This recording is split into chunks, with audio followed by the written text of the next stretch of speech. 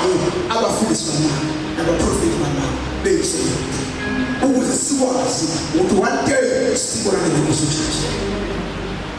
Into esisiza imelwe kuphela ukuthi siqaphele esiqaphelisise ukuze inkosi umibuya sibonane noNkosi uJesu.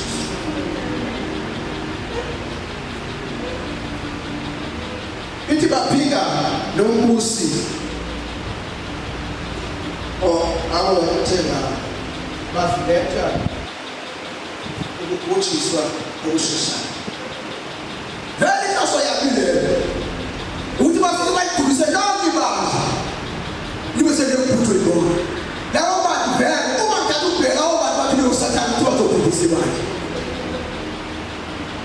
bazozenza sengathi kodwa basiyona leyo.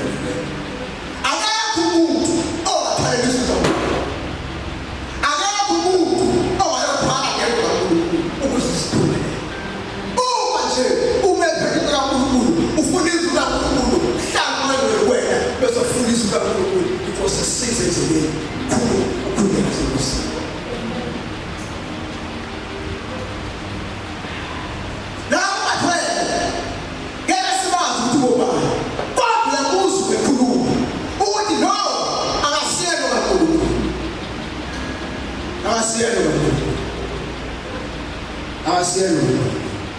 Sithi umuntu othumela izwi kaNkulunkulu kuphela. Sithi umuntu oyosifundisa ngezwi kaNkulunkulu ukuthi uJesu ufikile enyameni, wafika wafa, wavuka ngosuku lwesithathu. Siyovumela lo muntu ukuthi yebo kumzalwane wethu, umntwana kaNkulunkulu, inkosi yomsizi, inkosi yesizwe.